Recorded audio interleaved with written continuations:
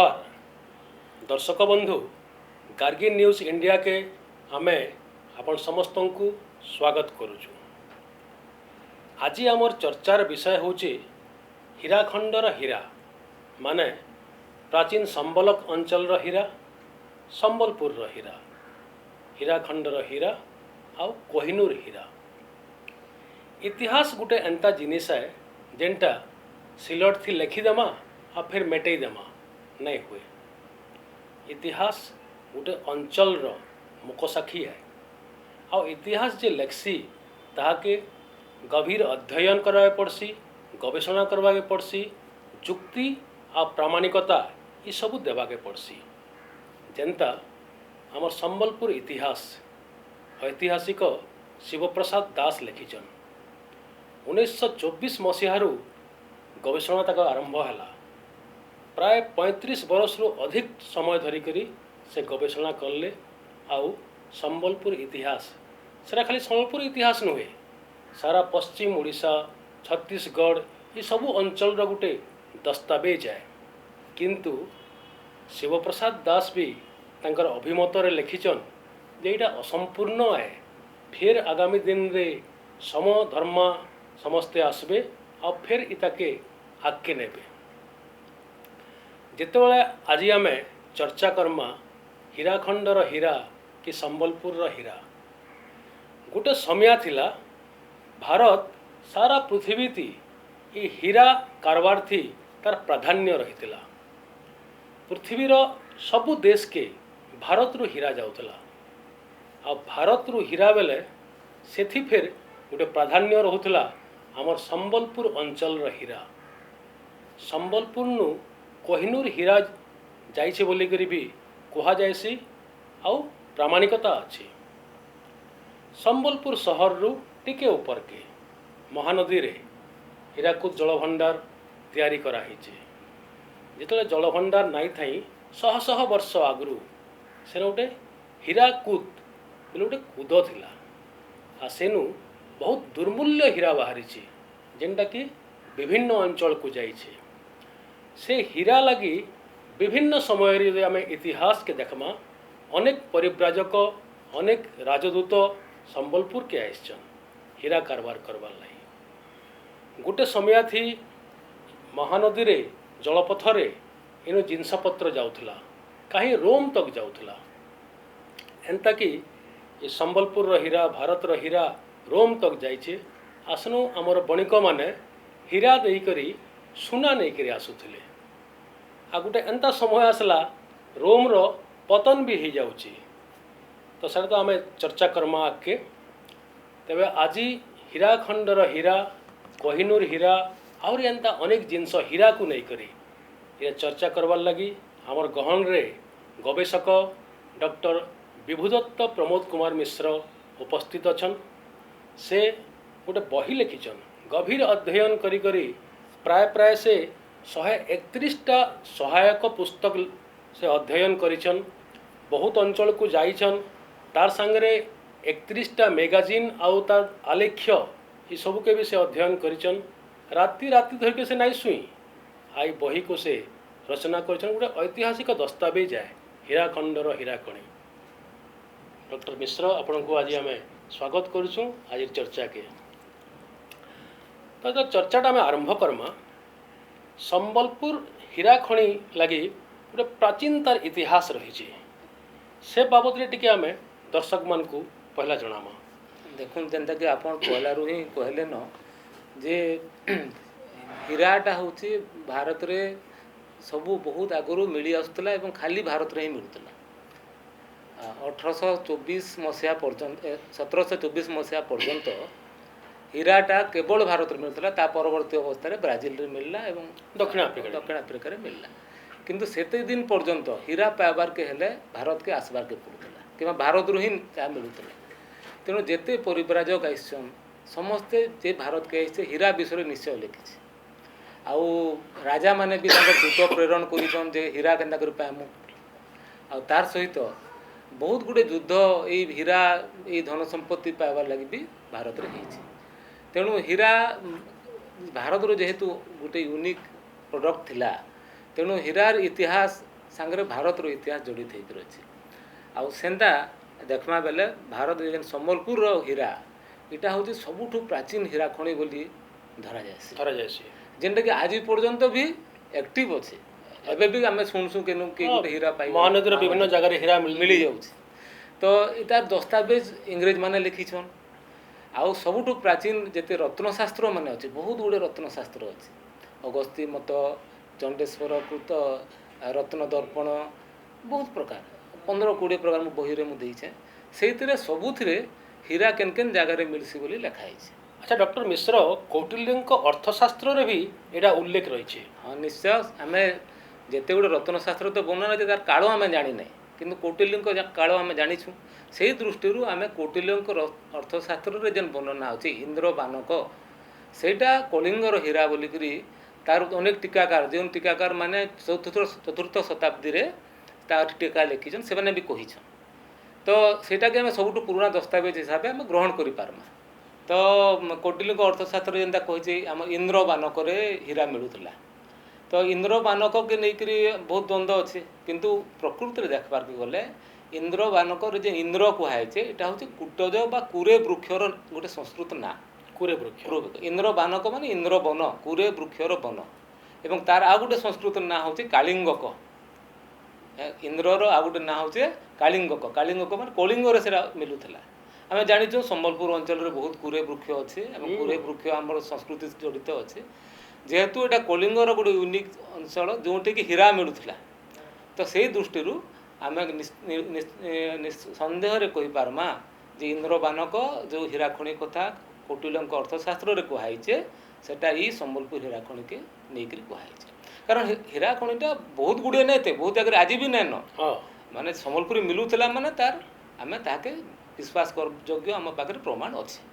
ସମ୍ବଲପୁରର କେନ୍ ଜାଗାରେ ଏକ୍ଜାକ୍ଟଲି ମିଳୁଥିଲା ବୋଲି ଆମେ କହିପାରମା ସେଟା? ହଁ, ତାର ଉପରେ ଭ୍ୟାଲେଣ୍ଟାଇନ୍ ବଲ୍ ଜଣେ ଜିଓଲୋଜିଷ୍ଟ, ସେ ଆସିକରି ବହୁତ ରିସର୍ଚ୍ଚ କରିଥିଲେ। ତାଙ୍କର ସେ ବିଭିନ୍ନ ରିପୋର୍ଟ ଆଉ ବିଭିନ୍ନ ବହିରେ ତାଙ୍କର ନିଜ ଲେଖିଛନ୍ ଏଇଟା ଆକ୍ଚୁଆଲି କେନୁ ହୀରା ଆସୁଥିଲା।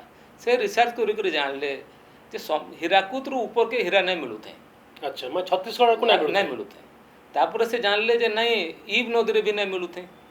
ଆଚ୍ଛା, ଇବ୍ରେ ସେ କହିଲେ ସୁନା ମିଳୁଥିଲା, ଝରା ମାନେ ସୁନା ଛାଣିକରି ବାହାର କରୁଥିଲେ, କିନ୍ତୁ ହୀରା ନାଇଁ ମିଳୁଥାଏ। ମୁଁ ରିସର୍ଚ୍ଚ କରି ପଚରି ଜାଣିଲି ହୀରା ନାଇଁ ମିଳୁଥାଏ। ସେ କହିଲେ ଯେ ଯେନ୍ 12 ପାହାଡ଼ ଅଛି, 12 ପାହାଡ଼ର ଯେନ୍ ଭୂତତ୍ତ୍ୱ ଅଛି ସେଇଥିରେ ହୀରା ମିଳିବାର ସମ୍ଭାବନା ଅଛି। ସେଦିନ ସେ କନକ୍ଲୁଜନ୍ ନେଲେ ଯେ 12 ପାହାଡ଼ରୁ ଯେନ୍ ଝରି ଆସୁଥିଲା ଝରଣା ମାନେ, ସେମାନେ ଆସିକରି ହୀରାକୁଦର ସାଇଡ଼୍ରେ ମିଶୁଥିଲେ।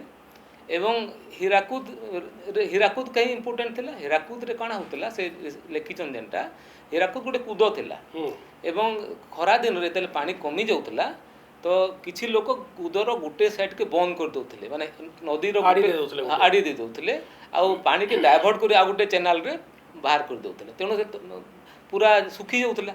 ସେଇଥିରେ ସେମାନେ ହୀରା ମାନେ ଖୋଜୁଥିଲେ। ସେ ସୁବିଧା ଯେହେତୁ ଥିଲା ହୀରାକୁଦରେ, ମାନେ ଚ୍ୟାନେଲ୍ ବନ୍ଦ କରବାରଟା, ତେଣୁ ସେଇଟା ଫେମସ୍ ଥିଲା। ଆଉ ସେଦିନ ବ୍ୟାପକ ଭାବରେ ବି ମିଳିପାରୁଥିଲା। ତାର ପୁରା ନଦୀର ଭିତର ସ୍ରୋତରେ ଯେନ୍ ତଳ ଅଞ୍ଚଳରେ ଯେନ୍ଟା ବସି ଯାଇଥିବା ସେଥିରୁ ମିଳୁଥିଲା, ତେଣୁ ହୀରାକୁଦ ଫେମସ୍ ଥିଲା। ତାକେ ହୀରାକୁଦ ବି ସେଥିପାଇଁ କୁହାହେଉଥିଲା। କିନ୍ତୁ ପ୍ରକୃତିରେ ହୀରା ଆସୁଥିଲା 12 ପାହାଡ଼ରୁ ଝରି କରି ବୋଲି ଭ୍ୟାଲେଣ୍ଟାଇନ୍ ବଲ୍ ତାଙ୍କର ବହିରେ ସେ କନକ୍ଲୁଜନ୍ ଦେଇছে। ତ ସେଟା କ'ଣ ପ୍ରକୃତିରେ ହୀରା ଆସୁଥିଲା କି ଯେହେତୁ ସେ ଅଞ୍ଚଳଟା ଗୋଟେ କୋଇଲାର ଭଣ୍ଡାର ହେ, ଆମର ତାଲଚେରରୁ ଧରିକରି କୋରବା ତକ, ଯେନ୍ଟାକି କୌଟିଲ୍ୟଙ୍କ ଅର୍ଥଶାସ୍ତ୍ରରେ ବି ଅଛି ସେଟା, କୋରବା ମାନେ ତାଲଚେରରୁ କୋରବା, ଏଇଟା ଗୋଟେ କୋଇଲା ବେଲ୍ଟ ହେ। ଆଉ କୋଇଲାର ଗୋଟେ ଯେତେବେଳେ ରୂପାନ୍ତର ହେସି, ଗୋଟେ ରାସାୟନ ଏଇଟା ହେଇକିରି ରୂପାନ୍ତର ହେସି, ସେଟା ହୀରାରେ ପରିଣତ ହେସି। ହଁ, ସେଇ ଭୂତତ୍ତ୍ୱ ଥିଲା ଅଛି, ସେଇଟା କୋଇଲା ବେଲ୍ଟ ବି ହେ ଆଉ ସାଙ୍ଗରେ ହୀରା ଯେନ୍ ଭୂତତ୍ତ୍ୱରେ ହୀରା ତିଆରି ହେସି ସେଇ ଭୂତତ୍ତ୍ୱ ଆମର 12 ପାହାଡ଼ରେ ଅଛେ ବୋଲିକରି ପ୍ରମାଣ କରି ଜିଓଲୋଜିଷ୍ଟ ସେ ତାକୁ ପରୀକ୍ଷା କରିକି ବି ପାଇଥିଲେ। ସମ୍ବଲପୁରର ନୀଳ ହୀରା, ଏ ନୀଳ ହୀରା ବାବଦରେ ଇତିହାସରେ ବହୁତ ଚର୍ଚ୍ଚା ହେସି। ଆଜ୍ଞା ଦେଖୁନ୍, ହୀରା ତ ଭାରତର ଅନେକ ଜାଗାରେ ମିଳୁଥିଲା, କିନ୍ତୁ ନୀଳ ହୀରା କେବଳ ସମ୍ବଲପୁରରେ ମିଳୁଥିଲା। ଯେନ୍ଟାକି ଆମେ ଆଧୁନିକ କାଳରେ ବି 1992 ମସିହାରେ ଗୋଟେ ହୀରା ମିଳିଥିଲା ନୀଳ ହୀରା। ଆଚ୍ଛା, ସେଟା ବି ରିପୋର୍ଟ ହେଇଥିଲା, ବିଭିନ୍ନ ମୋର ସମ୍ବାଦପତ୍ର ରିପୋର୍ଟ ହେଇଥିଲା। ଗୋଟେ ବଡ଼ ସାମାନ୍ୟ ଟିକେ ବଡ଼ ହୀରା ମିଳିଥିଲା ନୀଳ କଲର। ତ ଏଇ ନୀଳ ହୀରା ପୃଥିବୀରେ କାହିଁ ନା ମିଳେ, କେବଳ ସମ୍ବଲପୁରରେ ମିଳୁଥିଲା। ତ ସେଥିର୍ଲାଗି ଆମେ ଦେଖିଛୁ ହୋପ୍ ଡାଇମଣ୍ଡ ବୋଲି ଗୋଟେ ଡାଇମଣ୍ଡ ଯେନ୍ଟା ବହୁତ ଫେମସ୍ ଥିଲା, ନୀଳ ହୀରା ଥିଲା ସେଟା। ସେଇଟା ଟ୍ରାଭେନିର ନେଇକରି ଯାଇଥିଲେ। ଆଚ୍ଛା ତେଣୁ ଟ୍ରାଭେନିର ସମ୍ବଲପୁର ଆସିଥିଲେ ବୋଲି ତାଙ୍କର ଯେନ୍ ଟ୍ରାଭେଲ୍ସ ଇନ୍ ଇଣ୍ଡିଆ ବୋଲି ବହି ଲେଖିଛନ୍ 17th ସେଞ୍ଚୁରୀରେ ଔରଙ୍ଗଜେବ ସମୟରେ ସେ ସମ୍ବଲପୁର ବିଷୟରେ ଲେଖିଛନ୍। ତ ସେ ଆସିକରି ଏନୁ ନେଇଥିଲେ ବୋଲି ବିଶ୍ୱାସ କରାଯାଏ। ସେଟା ଟିକେ ଟ୍ରାଭେନିୟରଙ୍କର ଇଏ ଗସ୍ତ ବାବଦରେ ଟିକେ ବିସ୍ତୃତ ଭାବରେ କହିବେ ଟିକେ। ଟ୍ରାଭେନିୟର ଗୋଟେ ଫ୍ରେଞ୍ଚ ରତ୍ନ ବ୍ୟବସାୟୀ ସେ 6 ଥର ଭାରତକୁ ଆସିଥିଲେ। 6 ଥର ଆଉ ପ୍ରାୟ ସେ ଔରଙ୍ଗଜେବଙ୍କ ତାର ସମସାମୟିକ ସେ ତ ସେ ଆସିକରି ବିଭିନ୍ନ ଯେଉଁ ଖଣି ଯାଇଛନ୍ତି ତାର ରିପୋର୍ଟ ଲେଖିଛନ୍ତି। ତାଙ୍କ ବହି ଗୋଟେ ଲେଖିଛନ୍ତି ଟ୍ରାଭେଲ୍ସ ଇନ୍ ଇଣ୍ଡିଆ ବୋଲି। ସେଇଥିରେ ସେ ସମ୍ବଲପୁର ବିଷୟରେ ଲେଖିଛନ୍ତି। ଆଚ୍ଛା ଯଦିଓ ସେ ଟିକେ ରତ୍ନ ବ୍ୟବସାୟୀ ଟ୍ରାଭେଲର ନୁହନ୍ତି, ତେଣୁ କିଛି ସେ ଏକ୍ଜାଜେରେସନ୍ ଅଛି ତାଙ୍କର ବର୍ଣ୍ଣନାରେ, କିନ୍ତୁ ସମ୍ବଲପୁର ଯେ ସେତେବେଳେ ଆକ୍ଟିଭ୍ ଥିଲା ଆମେ ସେଇଟା ଜାଣିପାରୁଛୁ।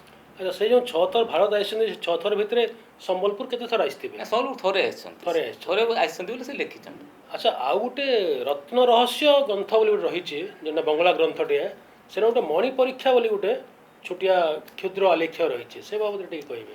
ହଁ ଏଇଟା ଯେତେବେଳେ ମୁଁ ରତ୍ନ ଗ୍ରନ୍ଥମାନଙ୍କର ଏଇଟା କରୁଥିଲି ସେ ଭିତରେ ସେଇଟା ମିଳିଲା, ଯେମିତିରେ କି ଆପଣଙ୍କର ଖଣି ଅଞ୍ଚଳରେ ଯେନ୍ ପୂଜା ପଦ୍ଧତି ଥିଲା, ମାନେ ଖଣି ଖୋଲିବା ଆଗରୁ ଖଣିରେ ପ୍ରତ୍ୟେକ ବର୍ଷ ଖରା ଦିନରେ ଯେତେବେଳେ ଖୋଜିବା ଆରମ୍ଭ ହେଉଥିଲା ତାର ପୂର୍ବରୁ ଗୋଟେ ପୂଜା ହେଉଥିଲା। ତା ବିଷୟରେ ସେଠି ବର୍ଣ୍ଣନା ଅଛି। ଆଉ ଏକ୍ଜାକ୍ଟଲି ଯେଉଁଟା ଆମ ସମ୍ବଲପୁରରେ ହେଉଥିଲା ସେଇ ଭଳିଆ ଜିନିଷ ହିଁ ବର୍ଣ୍ଣନା ଅଛି। ଆଚ୍ଛା ଯାହାକୁ ଥୋମାସ ମୋଟେ ଲେଖିଛନ୍ତି ଗୋଟେ ସାପକୁ ପୂଜା କରାହେଉଥିଲା। ସାପ ସେ ଦେଖିଛନ୍ତି, ଅଜଗର ସାପ ଥିଲା। ତ ସେ ତାର ପୂଜା ପଦ୍ଧତି ସେଠି ଅଛି। ଆଉ ସେଠି ଶାଗ ବଳି ଦିଆ ହେଉଥିଲା, ସେଟା ଅଛି। ସେଇଟା ସେଇ ସଂସ୍କୃତ ଗ୍ରନ୍ଥରେ ବି ବର୍ଣ୍ଣନା ଅଛି। ତେଣୁ ଏଇଟା ଆମ ସମ୍ବଲପୁର ହୀରାଖଣ୍ଡର ପ୍ରାଚୀନତାକୁ ଦର୍ଶାଏ। ଯେନ୍ ପ୍ରାଚୀନତା ଅଛି ସେଟାକୁ ଦର୍ଶାଉଛି। ଏଇଟା ପରିବ୍ରାଜକ ଟଲେମି ସେ ବି ଆଇଛନ୍ ସମ୍ବଲପୁରକୁ? ନାଇଁ, ଆକ୍ଚୁଆଲି ଟଲେମି ନାହାନ୍ତି। ସେ କାଣା ହେଲା କି ସେ ଆମର ମାନେ ତାଙ୍କର ଦେଶରେ ରହିକରି ଗ୍ରୀସରେ ରହିକରି ହିଁ ସେ ଗୋଟେ ପୃଥିବୀର ଗୋଟେ ମାନଚିତ୍ର ଆଙ୍କିଥିଲେ। ସେଥିରେ ସେ ଭାରତ ବିଷୟରେ ବର୍ଣ୍ଣନା କରିଛନ୍। ଆଉ ଭାରତରେ ବି ହୀରା କିନୁ ମିଳୁଥିଲା ଏନ୍ତା ସେ ଲେଖିଛନ୍ ଯେ ସେ ପ୍ରକୃତିରେ ବିଭିନ୍ନ ଏଇ ଯେନ୍ ସେଲର ମାନଙ୍କଠୁ ମାନେ ଯାହା ଶୁଣିକରି ସେ ଲେଖିଛନ୍। ଜିଓଗ୍ରାଫିକ୍ ବୋଲିକରି ଗୋଟେ ବହି ଲେଖିଥିଲେ, ଯେନ୍ଟାକି ପୃଥିବୀର ଗୋଟେ ପ୍ରଥମ ମାନଚିତ୍ର କହମା। ସାଇଣ୍ଟିଫିକ୍ ନୁହେଁ କିନ୍ତୁ ପ୍ରଥମ ମାନଚିତ୍ର।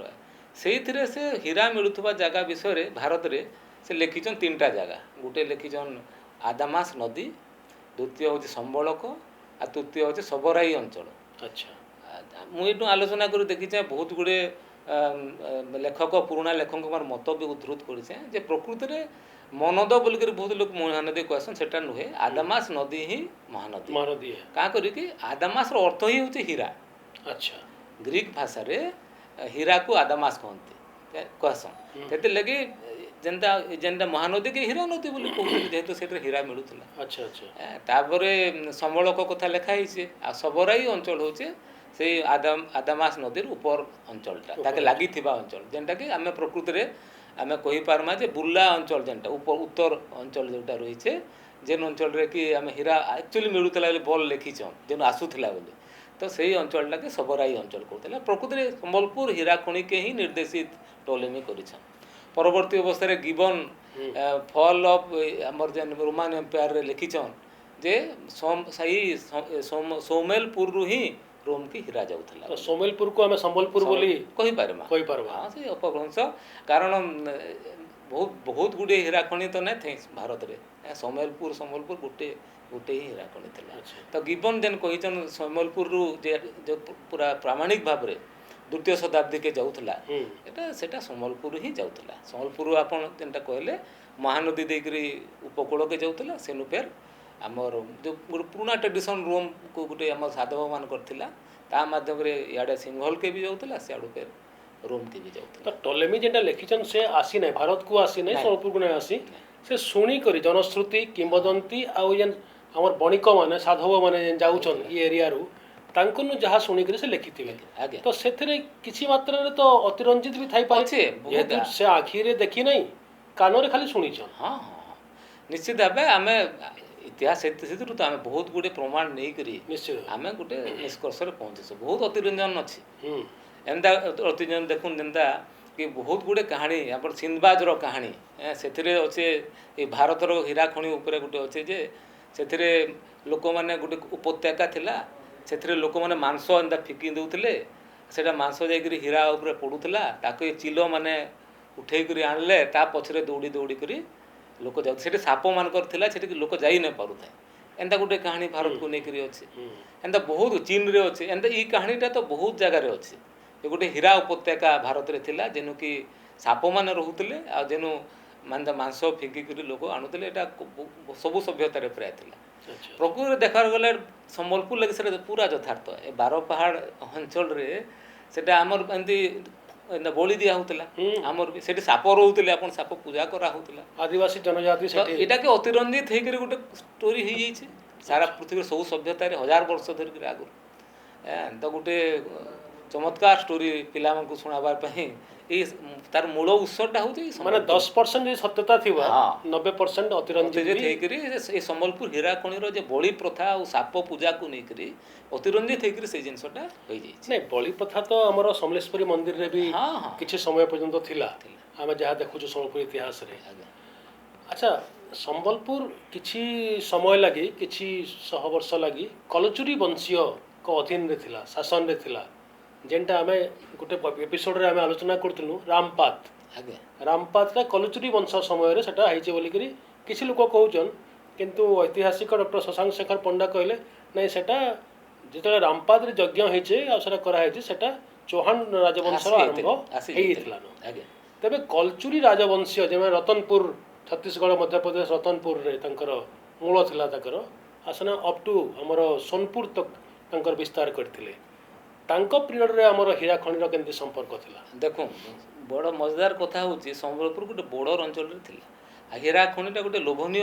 ଜିନିଷ ବି ରାଜାମାନଙ୍କ ପାଇଁ ତ ସମ୍ବଲପୁର ବାରମ୍ବାର ଆକ୍ରମଣ ହେଇଛି ଆଉ ସମ୍ବଲପୁରର ଆମର ଯେନ୍ ଅଞ୍ଚଳଟା ବିଭିନ୍ନ ସମୟରେ ବିଭିନ୍ନ ରାଜ୍ୟର ଅନ୍ତର୍ଗତ ରହିଛି ଆମେ ଏନୁ ପ୍ରମାଣ ପାଇଛୁ ଯେ ନାଇଁ କଳିଙ୍ଗର ଅନ୍ତର୍ଗତ ଥିଲା କଳିଙ୍ଗର ହୀରା ପ୍ରକୃତିରେ ଆମର ଏଇ ସମ୍ବଲପୁର ହୀରା ହିଁ ଥିଲା ଆଚ୍ଛା ତା ପରବର୍ତ୍ତୀ ଅବସ୍ଥାରେ କଳିଙ୍ଗର ବିଘଟନ ହେଲା ଆଉ ଏଇଟା ଦକ୍ଷିଣ କୋଶଳ ଅଞ୍ଚଳରେ ମିଶି ଯାଇଥିଲା ସେ ସମୟରେ ଦକ୍ଷିଣ କୋଶଳର ଯେଉଁ ହୀରା କୁହାହେଉଛି କୋଶଳର ହୀରା ସେଟା ବି ସମ୍ବଲପୁରର ହୀରା ଥିଲା ଏନ୍ତା ମଗଧରେ କିଛି ସମୟ ଥିଲା ବୋଲି ଆମେ ଜଣାପଡ଼ୁଛେ ପରବର୍ତ୍ତୀ ଅବସ୍ଥାରେ ଆମେ ଦେଖୁଛୁ ଯେ କିଛି ସମୟ ପାଇଁ ଏଇଟା କଲଚୁରୀମାନଙ୍କର ଅଧୀନରେ ଥିଲା ତାପରେ ଫେରି ଆସିକିରି ଗଙ୍ଗମାନଙ୍କର ଅଧୀନରେ ରହିଲା କିଛି ସମୟ ମରହଟ୍ଟାମାନଙ୍କ ଅଧୀନରେ ଲାଷ୍ଟ ସମୟରେ ଆସିଲା ତାପରେ ଏଇଟା ବଳରାମ ଦେବଙ୍କ ସମୟରେ କିଛି ସମୟ ପାଇଁ ପୁଣି ରତନପୁର ଅଧୀନରେ ଗଲା ତାପରେ କୋକରା ଅଧୀନକେ ଗଲା ସେଇଟା ସିଧା ଆପଣଙ୍କର ଆକବରଙ୍କର ଶାସନରେ ଆସିଲା ସେ ବିଷୟ ବହୁତ ବିସ୍ତାର କଥା ମାନେ ଗୋଟେ ଏପିସୋଡ୍ ଗୋଟେ ସଂକ୍ଷେପରେ କହିବା ତ ପ୍ରକୃତିରେ କଲଚୁରୀଙ୍କର ଯେଉଁ ହେଲା ଆମରଙ୍କର ତେଲୁଗୁ ଚୋଳମାନଙ୍କୁ ପରାସ୍ତ କରି କଲଚୁରୀମାନେ ଏ ଅଞ୍ଚଳ ଦଖଲ କରିଥିଲେ ଆଚ୍ଛା ଆଉ ସେ ସମୟରେ ଆମେ ବିଭିନ୍ନ ପ୍ରମାଣ ପାଉଛୁ ହୀରାଖଣି ତାଙ୍କ ପାଖରେ ଥିଲା ବୋଲି ସେ ସମୟରେ ଆମେ ପାଇଯାଉଛୁ ପ୍ରକୃତିରେ ରତନପୁରରେ ହୀରାଖଣି ନଥିଲା ସେ ପ୍ରକୃତି ଏଇ ଯେନ୍ ଆମର ସମ୍ବଲପୁର ହୀରାଖଣିରେ ତାଙ୍କର ଅଧୀନରେ ଥିଲା ବୋଲିକରି ସେମାନେ ଆମର ପାଖରେ ହୀରାଖଣି ଅଛି ବୋଲି କହୁଥିଲେ ଆଉ ବହୁତ ପରିବ୍ରାଜକ ସେ ସମୟରେ କହୁଛନ୍ତି ରତନପୁରରେ ହୀରାଖଣି ଥିଲା ଆଚ୍ଛା ପ୍ରକୃତ କଥା ହେଉଛି ସମ୍ବଲପୁର ରତନପୁର ଅଧୀନରେ ଥିଲା ସେ ସମୟରେ ତ ସେଇ ସମୟରେ କଲଚୁରୀ ବଂଶ ଆମ ଏଠି ଥିଲା ସେଥିପାଇଁ ମୁଁ ପ୍ରମାଣ ଦେଇଛେ ବହୁତ ଗୁଡ଼ିଏ ଯେନ୍ତାକି ପ୍ରଥମେ ତ ରତନପୁର ଅଧୀନରେ ଥିଲା ସମ୍ବଲପୁର ପରବର୍ତ୍ତୀ ଅବସ୍ଥାରେ ସେଟା ଭାଇ ଭାଗ ହୋଇଗଲା ସମ୍ବଲପୁର ଗୋଟେ ଅଲଗା ରାଜ୍ୟ ହୋଇଗଲା ରତନପୁର ଅଲଗା ରାଜ୍ୟ ହୋଇଗଲା ତ ଗୋଟେ ଖୋରଦ ଶିଳାଲେଖରେ ଖୋରଦରୁ ଯେନ୍ ପ୍ରାପ୍ତ ହେଇଛି ସେଥିରେ ଲେଖା ହେଇଛି ଜାଜଲ୍ଲଦେବ ଦ୍ୱିତୀୟଙ୍କର ମୃତ୍ୟୁ ବହୁତ ଅଳ୍ପ ବୟସରେ ହେଲା ତାଙ୍କର ପୁଅ ଛୋଟ ଥିଲେ ସେତେବେଳେ ତାଙ୍କର ଦେଶ ଉପରେ ଗୋଟେ ସଙ୍କଟ ଦେଖାଗଲା ତ ତାଙ୍କୁ ରକ୍ଷା କରବାର୍ ଲାଗି ପୂର୍ବ ଦେଶରୁ ଜଗତଦେବ ବୋଲି ଜଣେ ରାଜା ତାଙ୍କର ଯିଏକି ଜାଜଲ୍ଲଦେବଙ୍କର ବଡ଼ ଭାଇ ସେ ଆସିକରି ସେଠି ଶାନ୍ତି ସ୍ଥାପନା କଲେ କିଛି ଦିନ ସେ ରାଜୁତି କଲେ କେତେ ଦିନ ପର୍ଯ୍ୟନ୍ତ ତାଙ୍କ ପୁଅ ବଡ଼ ନାହିଁ ତ ଇନୁ ପ୍ରଶ୍ନ ଉଠୁଛି ପୂର୍ବ ଦେଶରେ ରତନପୁର ପୂର୍ବ ତ ଏଇ ସମ୍ବଲପୁର ଅଞ୍ଚଳ ତାପରେ ବଡ଼ ଭାଇ କେନ୍ତା ରାଜା ହେଲେ ବଡ଼ ଭାଇ ତ ରତନପୁର ରାଜା ହେବା କଥା ତାଙ୍କର ବଡ଼ ଭାଇ ଆକ୍ଚୁଆଲି ସେ ତାଙ୍କର ସମ୍ପର୍କୀୟ ବଡ଼ ଭାଇ ବଂଶୀୟ ବଡ଼ ଭାଇ ଯେତେବେଳେ କିଛି ବଂଶୀୟ ରାଜ୍ୟରେ ଅସୁବିଧା ଦେଖାଗଲା ତ ଏଠୁ ଯାଇକରି ସେ ଯେନ୍ତା ପାଟନାରେ ଯେତେବେଳେ ଅଶାନ୍ତି ଦେଖାଗଲା ଏଠୁ ହୃଦୟ ନାରାୟଣ ଦେବ ଯାଇକରି କିଛି ଦିନ ଶାସନ କଲେ ତାଙ୍କର ରାଜ୍ୟ ନୁହେଁ କିନ୍ତୁ ସମାଧାନ କରବାର୍ ଲାଗି ଗଲେ ହେନ୍ତା ସେଥିରୁ ଜଣାପଡ଼ୁଛି ଯେ ସେ ଲେଖରୁ ଯେ ରତନପୁରର ପୂର୍ବ ଦେଶରେ ଆଉ ଗୋଟେ ବଂଶ କଲଚୁରୀମାନଙ୍କର ଶାସନ କରୁଥିଲେ ଏନ୍ତା ବହୁତ ଗୁଡ଼ିଏ ମାନେ ପ୍ରାୟ 15-17ଟା एविडेंस ଦେଇଛେ ଯେନ୍ତାକି ରିଚାର୍ଡ ଟେମ୍ପଲ କହିଛନ୍ ତାଙ୍କ ଗୋଟେ ରିପୋର୍ଟରେ ଯେ ଏଇଟା ଏଇ ଅଞ୍ଚଳଟା ଏଥିରେ କଲଚୁରୀ ମାନେ ଶାସନ କରୁଥିଲେ। ସ୍ଲିମନ୍ ବୋଲିକି ଜଣେ ଇଂରେଜ ଅଧିକାରୀ ସେ ବି ଗଣ୍ଡମାନଙ୍କର ହିଷ୍ଟ୍ରି ଲେଖିଛନ୍, ସେଇଥିରେ ସେ କହୁଛନ୍ତି ଯେ ସମ୍ବଲପୁରରେ ଗୋଟେ କଲଚୁରୀ ମାନଙ୍କର ବଂଶ ଶାସନ କରୁଥିଲା। ଆମର ଏଠି ଲୋକ କଥା ବି ଅଛି, ଜୟପୁର ଅଞ୍ଚଳରେ କଲଚୁରୀ ରାଜା ଥିଲେ ଯାହାକେ କି ବଣେଇ ଆଉ ଗାଙ୍ଗପୁରର ରାଜାମାନେ ପରାସ୍ତ କରିକି ମାରିଦେଲେ ଆଉ ତାଙ୍କୁ ନିଜ ରାଜ୍ୟରେ ମିଶାଇ ଦେଲେ। ଏନ୍ତା ବହୁତ ଗୁଡ଼ିଏ ଆମର ଏଠି କଥା ବି ଅଛି। ତାପରେ ଏବେ ଆମର କଲଚୁରୀ ଆମର ଗୋଟେ ଆମର ଯେନ୍ ମହାଦେବ ପାଲି ଅଛେ ବୁଢ଼ୀ ଅଞ୍ଚଳ ହୀରାକୁଦ ବୁଢ଼ୀରେ, ତ ସେନୁ ଗୋଟେ ମନ୍ଦିରର ଭଗ୍ନାବଶେଷ ଅଛି। ସେ ମନ୍ଦିରରୁ ବହୁତ ଗୁଡ଼ିଏ ମୂର୍ତ୍ତି ପାଖ ଗାଁ କେ ନେଇଯାଇଛନ୍ ଆଉ ସେନୁ ରଖା ହେଇଛି। ତ ଆମେ ଯେତେବେଳେ ଭିଜିଟ୍ କରିଥିଲୁ ସେଥିରେ ଯେନ୍ ମୂର୍ତ୍ତି ମାନେ ଅଛେ ସେଟା କଲଚୁରୀ କାଳୀନ କଲଚୁରୀ ମାନଙ୍କର ହିଁ ସେଇ ସମୟ। ହଁ ଆମେ ଜଣାପଡ଼େ କଲଚୁରୀ ମାନେ ଯେନ୍ଟା କରିଛନ୍ ଛତିଶଗଡ଼ରେ ସେଇ ଶୈଳୀରେ ତିଆରି ହେଇଛି ପୁରା ସମାନ। ତ ଏଥିରୁ ପ୍ରମାଣିତ ହେଇଯାଉଛି କଲଚୁରୀ ମାନେ ଶାସନ କରୁଥିଲେ, ସେ ମନ୍ଦିର ତିଆରି କରୁଥିଲେ। ସେଟା କଲଚୁରୀ ମହାଦେବ ପାଲି ମନ୍ଦିରଟା ବୋଧେ ମହାଦେବ ମନ୍ଦିର ବାଗିଲା ହେଉଛି, ଶିବ ମନ୍ଦିର ନାଇଁ ନାଇଁ ଶିବ ମନ୍ଦିର ତ ଅଛି, ଆଉ ଗୋଟେ ମନ୍ଦିର ଅଛି ସେଥିରେ ପାଖରେ ଥିଲା। ସେଇ ମନ୍ଦିରରେ ବହୁତ ଗୁଡ଼ିଏ ମୂର୍ତ୍ତି, ବହୁତ ସୁନ୍ଦର କାରୁକାର୍ଯ୍ୟପୂର୍ଣ୍ଣ ମୂର୍ତ୍ତି ସେଟା ବିଭିନ୍ନ ଗାଁ ମାନଙ୍କରେ ନେଇଯାଇଛି। ଯେହେତୁ ହୀରାକୁଦ ଜଳଭଣ୍ଡାରରେ ଅନେକ ଗାଁ ବୁଡ଼ି ଯାଇଛେ, ସେ ଅନୁସାରେ ପ୍ରତ୍ୟେକ ଗାଁରେ 2-3ଟା ମନ୍ଦିର, ଆଜ୍ଞା, ତ ଶହ ମନ୍ଦିର ବୁଡ଼ି ଯାଇଛି। ଆଚ୍ଛା, ପରବର୍ତ୍ତୀ କାଳ କଲଚୁରୀଙ୍କର ପରବର୍ତ୍ତୀ କାଳରେ ଚୌହାନ ରାଜତ୍ୱ ଆରମ୍ଭ ହେଉଛି ସମ୍ବଲପୁର ଅଞ୍ଚଳରେ। ତ ଚୌହାନ ରାଜତ୍ୱ ବଳରାମ ଦେବ ତାଙ୍କର ସାଙ୍ଗରେ କେମିତିକି ହୀରାଖଣ୍ଡର ସମ୍ପର୍କ ରହୁଛି? ଯେତେବେଳେ ଏଇଟା କଲଚୁରୀ ରାଜତ୍ୱର ଅନ୍ତ ହେଲା, କଲଚୁରୀ ରାଜତ୍ୱରେ ଆଉ ଗୋଟେ ବହୁତ ଗୁଡ଼ିଏ ଗୌରବପୂର୍ଣ୍ଣ ଇତିହାସ ଅଛି। ଯେନ୍ତାକି ଇନୁ ଯେ କଲଚୁରୀ ରାଜା ଥିଲେ ସେ ଥିଲେ ପରମାର୍ଦୀ ଦେବ। ଆଚ୍ଛା, ସେ ଥିଲେ ଆପଣଙ୍କର ଗଙ୍ଗମାନଙ୍କର ଜାମାତା। ଆଉ ନରସିଂହଦେବଙ୍କର ସମୟରେ ଯେଉଁ ମୁସଲମାନମାନଙ୍କ ସହିତ ବହୁତ ଗୁଡ଼ିଏ ଯୁଦ୍ଧ ହେଇଛି ସେଥିରେ ସେ ପାର୍ଟିସିପେଟ୍ କରିଥିଲେ ଆଉ ବିଜୟୀ ହେଇଥିଲେ। କୁହାଯାଏ ସେ ଯେ ଜୁଜବାଗଙ୍କ ପାଖରେ ଗୋଟେ ଧଳା ହାତୀ ଥିଲା, ତାକୁ ସେ ନେଇ ଆସିଥିଲେ। ତ ସେ ଧଳା ହାତୀ ଉପରେ ପରବର୍ତ୍ତୀ ଅବସ୍ଥାରେ ଷ୍ଟୋରି ଅଛି ଯେ ଶେରଶାହ ଧଳା ହାତୀ ପାଇବାର ଲାଗି ଝାରଖଣ୍ଡ ଆକ୍ରମଣ କରିଥିଲେ। ସେଇ ଧଳା ହାତୀ ତ ଯେନ୍ଟାକି ଆମର ଅଞ୍ଚଳକୁ ଝାରଖଣ୍ଡ କୁହା। ଆଉ ଗୋଟେ ଜିନିଷ ମୁଁ ବହିରେ ଯେଟା କହିଛେ ସେଟା ହେଉଛି ଯେ ଆମର ଅଞ୍ଚଳ ଆକ୍ଚୁଆଲି ମୁଗଲ କାଳୀନ ନାଁ ଥିଲା ଝାରଖଣ୍ଡ। ପରବର୍ତ୍ତୀ ଅବସ୍ଥାରେ ବହୁତ ଲୋକ ଆଜିର ଯେନ୍ ଝାରଖଣ୍ଡ କହୁଛନ୍ ତାହାକେ ଝାରଖଣ୍ଡ ବୋଲି ଇତିହାସକାର ମାନେ କହିଦେଲେ ହୋଇଗଲା ବି, କିନ୍ତୁ ପ୍ରକୃତରେ ତାହାକେ କୋକରା କୁହାହେଉଥିଲା। ତାର ଆକ୍ଚୁଆଲ ନାଁ ମୁଗଲ କାଳରେ କୋକରା। ଏନ୍ତା ମାନେ ବର୍ତ୍ତମାନର ଝାଡ଼ଖଣ୍ଡଟା ପୂର୍ବତନ କୋକରା ଥିଲା। ହଁ, ଆଉ ଏନ୍ତା ଥିଲା କୋକରା କିଛି ସମୟ ପାଇଁ ସମ୍ବଲପୁର ତାର ଅଧୀନରେ ଥିଲା, ଏଟା ସତ କଥା। କିନ୍ତୁ ସମ୍ବଲପୁରକେ ଝାଡ଼ଖଣ୍ଡ କୁହାହେଉଥିଲା। ଆଉ ସେ ଅଞ୍ଚଳକେ କାଗୁରି ଆପଣଙ୍କର ଯେନ୍ ଆକବରନାମାରେ ଲେଖା ଅଛି ଯେ ମାନସିଂ କୋକରାର ରାଜା ମଧୁରାୟକେ ଧରିକରି ଝାରଖଣ୍ଡ ଦେଇକରି ଓଡ଼ିଶା ଆସିଲେ। ତାର ଅର୍ଥ କାଣା? କୋକରା ଗୋଟେ ଅଲଗା ଜାଗା, ଝାରଖଣ୍ଡ ଗୋଟେ ଅଲଗା ଜାଗା, ଜଣା ପଡ଼ିଯାଉଛି। ଗୋଟେ କୋକରାଝର ଗୋଟେ ଜାଗା ଅଛି, ଅଲଗା। କୋକରା ରାଜ୍ୟର ନାଁ କୋକରା ଥିଲା। ମୁଗଲ ଗ୍ରନ୍ଥ ମାନଙ୍କରେ ମୁଗଲ ଇତିହାସରେ କୋକରାର ବହୁତ ବହୁତ ବର୍ଣ୍ଣନା। ଆଚ୍ଛା, କିନ୍ତୁ ସେତେବେଳେ ଦେଖାଯାଉଛି ଯେ ସେତେବେଳେ କି ପରବର୍ତ୍ତୀ ସମୟରେ ଭାରତରେ ଧଳା ହାତୀର ତ ନାଇଁ। ଏ ଧଳା ହାତୀ ଗୋଟେ ଇଣ୍ଟରେଷ୍ଟିଂ ଷ୍ଟୋରି ଯେନ୍ଟା ମୁଁ କହିଛେ। ଜୁଜବାଗ ସାଙ୍ଗରେ ପରମାର୍ଦୀ ଦେବଙ୍କର ଲଢ଼େଇ, ସେଥିରେ ଧଳା ହାତୀ ଆଣବାରଟା, ଆଉ ଶେରଶାହ ଧଳା ହାତୀ ପାଇବାର ଲାଗି ଝାରଖଣ୍ଡ ଉପରେ ଆକ୍ରମଣ, ଯେନ୍ଟାକି ସମ୍ବଲପୁର କୁହାହେଉଥିଲା। ଏଇଟା ବି ବର୍ଣ୍ଣନା ଅଛି ଯେ ସେ କୁହାହେଇଥିଲା ଝାରଖଣ୍ଡ ଧଳା ହାତୀ ପାଇବୁ ତୁ ଦିଲ୍ଲୀର ସୁଲତାନ ହୋଇପାରିବୁ ବୋଲି ଜ୍ୟୋତିଷୀମାନେ ତାହାକୁ କହିଥିଲେ। ସେଥିର୍ଲାଗି ସେ ସମ୍ବଲପୁର ଆକ୍ରମଣ କରିଥିଲା, ମାନେ ଝାରଖଣ୍ଡ ଆକ୍ରମଣ କରିଥିଲା। ଆମର ହୀରାକୁଦରୁ କି ସମ୍ବଳକ ଅଞ୍ଚଳରୁ କେତେଟା ହୀରା ବାହାରିଥିଲା ସେଟା ବହୁତ ଚର୍ଚ୍ଚା, ମାନେ ସମଗ୍ର ପୃଥିବୀରେ ଚର୍ଚ୍ଚା। ଆଉ ସେ ଭିତରେ ଗୋଟେ ହୀରା କୋହିନୂର ହୀରା। ଆଜ୍ଞା, ଏମିତି ବହୁତ ଲୋକ କୋହିନୂରକୁ ନେଇକରି ବହୁତ ସବୁଠୁ ଚର୍ଚ୍ଚିତ ହୀରା ପୃଥିବୀରେ, ତ ବହୁତ ଗୁଡ଼ିଏ ଷ୍ଟୋରି ଅଛି। ତ କିନ୍ତୁ ସେଇ ଷ୍ଟୋରି ମାନଙ୍କୁ ଭିତରେ ଭଲ କରି ଆମେ ଅନୁଧ୍ୟାନ କଲେ ମୁଁ ତ ପ୍ରମାଣ ପାଇଲି। ଆଉ ବହୁତ ଲୋକ କହିଛନ୍ତି ଜଣେ 2 ଜଣ ଲୋକ ଆଗରୁ, କିନ୍ତୁ ଏଇଟା ସମ୍ବଲପୁର ହିଁ ଯାଇଥିଲା।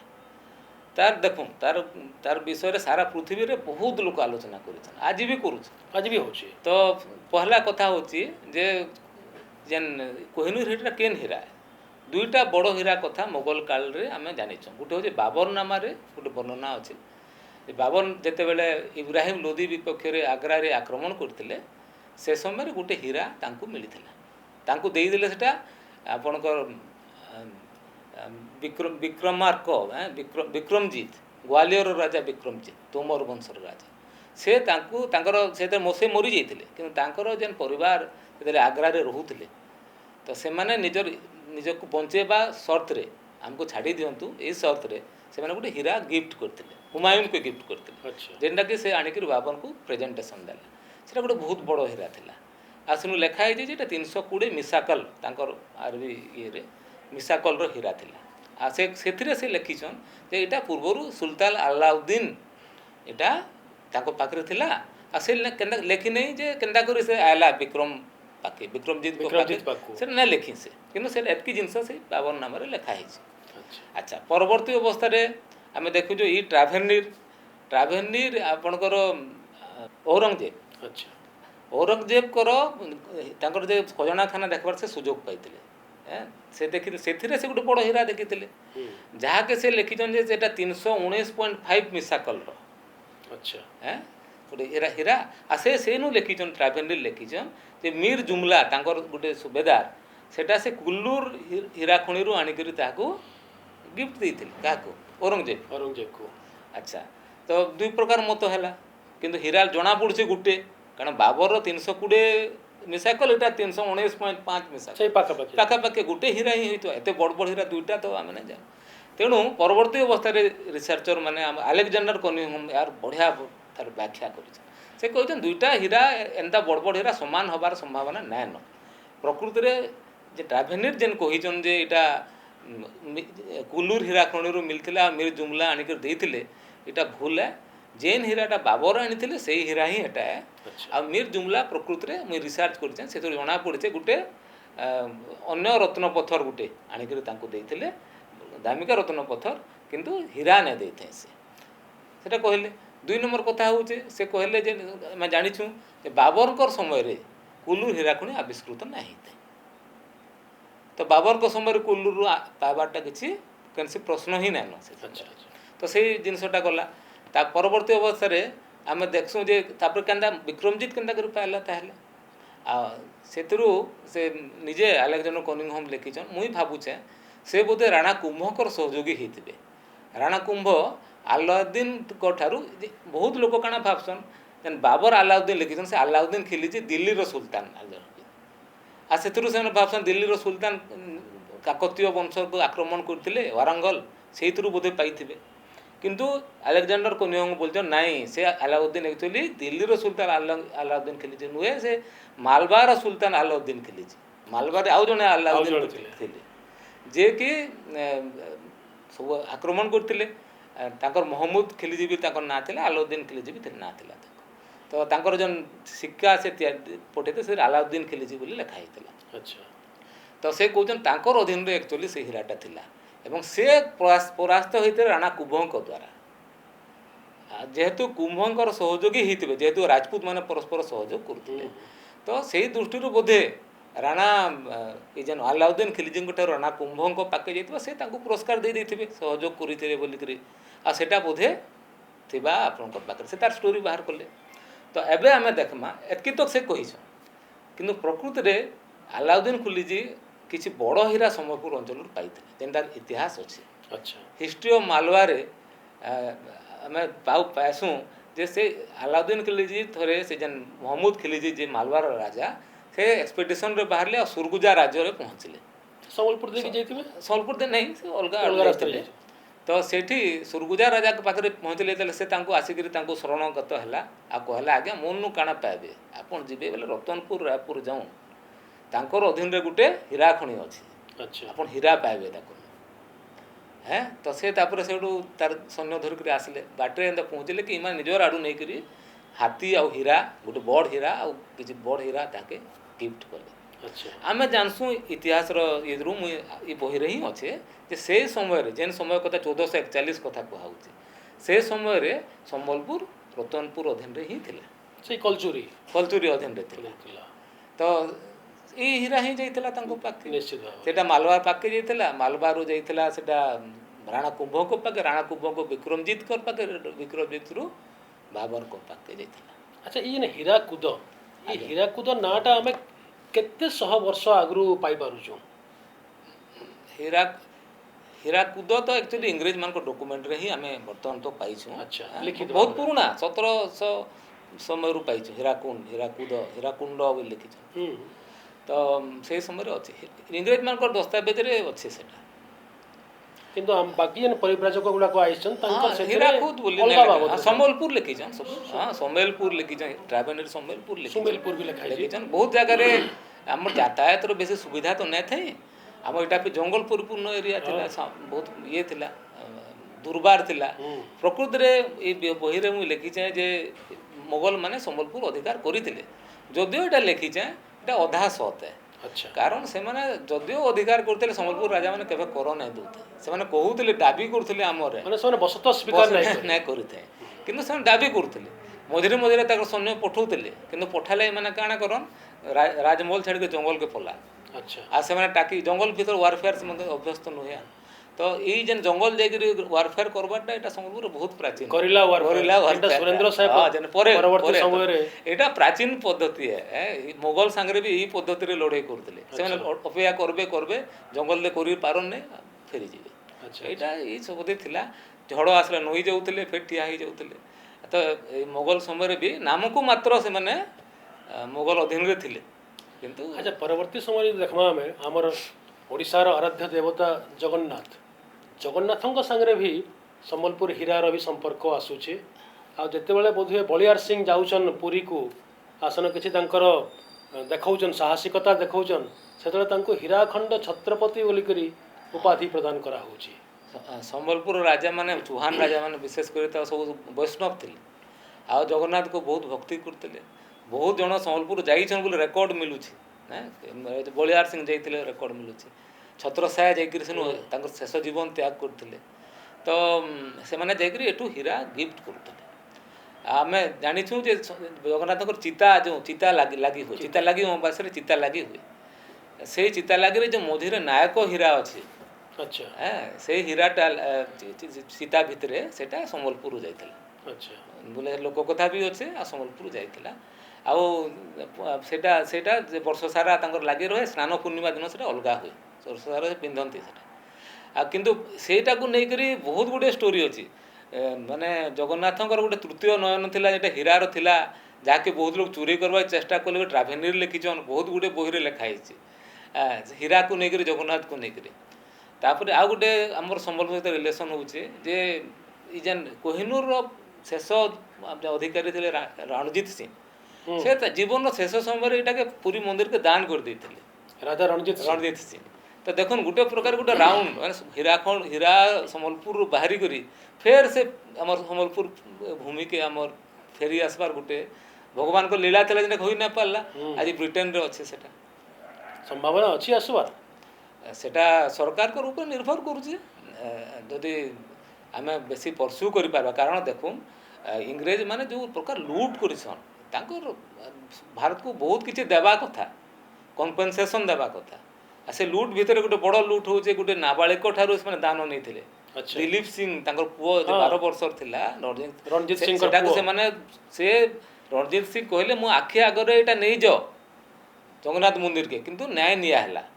ଚକ୍ରାନ୍ତ ନେଇଗଲେ। ଗୋଟେ ସେ କହିଲେ ଯେ ନା ଦିଲ୍ଲୀପ ସିଂ ଦାନ କଲେ, 12 ବର୍ଷ ଛୁଆ କାଣା ଦାନ କରବା, ଲୁଟ୍ କଲେ ସେମାନେ। ସେଟା ନିଶ୍ଚିତ। ତ ସେ ଲୁଟ୍ର ମାଲ ଯେଉଁଟାକି ଆଜି ଗୋଟେ ସଭ୍ୟ ସମାଜରେ ଏଇଟା ତାର ଚର୍ଚ୍ଚା ହେବା କଥା, ତାର ବିଷୟ। ଡକ୍ଟର ମିଶ୍ର, ଏଇଟା ତ ଗୋଟେ ବହୁତ ବିରାଟ ବିଷୟ ହେ। ହୀରାଖଣ୍ଡର ହୀରା, ସମ୍ବଳର ହୀରା, ଯେତିକି ଆମେ ଆଲୋଚନା କର୍ମା ବହୁତ କମ୍ ହେ। ଆଗକୁ ଫେର୍ କୌଣସି ଏପିସୋଡ଼ରେ ଆମେ ନିଶ୍ଚିତ ଭାବରେ ଆଲୋଚନା କର୍ମା। ତ ଦର୍ଶକ ବନ୍ଧୁ, ଆମେ ଇହାଦେ ତକ୍ ଡକ୍ଟର ମିଶ୍ରଙ୍କ ପାଖରୁ ଜାଣୁଥିଲା ହୀରାଖଣ୍ଡର ହୀରା, କୋହିନୂର ହୀରା ଏବଂ ଆହୁରି ଅନେକ ହୀରାକୁ ନେଇକରି, এই ହୀରାଖଣ୍ଡର ହୀରା ଆଉ ସମ୍ବଲପୁର ହୀରାକୁ ନେଇକରି ସାହିତ୍ୟ ବି ସୃଷ୍ଟି ହେଇଛି। ଆମର ଯେ ବରେଣ୍ୟ କବି ସାହିତ୍ୟିକ ସତ୍ୟନାରାୟଣ ବହିଦାର, ଏବେ ଆମେ ତାଙ୍କର ଜୟନ୍ତୀ ପାଳନ କରିଛୁ। ସମ୍ବଲପୁରୀ ଦିନ ପାଳନ ହେଉଛେ ଅଗଷ୍ଟ 1 ତାରିଖରେ। ସେ ବି ଲେଖିଛନ୍, ଆମେ ସମସ୍ତେ ଜାଣିଛୁ, ସମ୍ବଲପୁରର ମାଟି ପାନି ଝର୍ସି ହୀରା ନୀଲା, ଜୟ ଜୟ ମା ସମଲେଇ ଗୋ ଧୈନ ଧୈନ ତୋର ଲୀଲା। ତ ଏନ୍ତା ଅନେକ ଜିନିଷ ଖଗେଶ୍ୱର ସେଠ ବି ଲେଖିଛନ୍, ଗଙ୍ଗାଧର ମେହେର ବି ଲେଖିଛନ୍ ଏ ସମ୍ବଲପୁରର ହୀରାକୁ ନେଇକରି, ଦୁର୍ମୂଲ୍ୟ ଏଇ पथर गुड़ाक बाबू नहीं करी। तो आज आम अनेक विषय जानला। डॉक्टर मिश्र आज आप बहुमूल्य समय देले हीराखंडर हीरा खनि बाबद जानवार लगी एवं आ बहुत उपादेय पुस्तक गोटे लिखिछन आपन जेनटा कि आम समस्त दर्शक माने पढ़वा कथा जानवा कथा। आपन को आज बहुत बहुत धन्यवाद।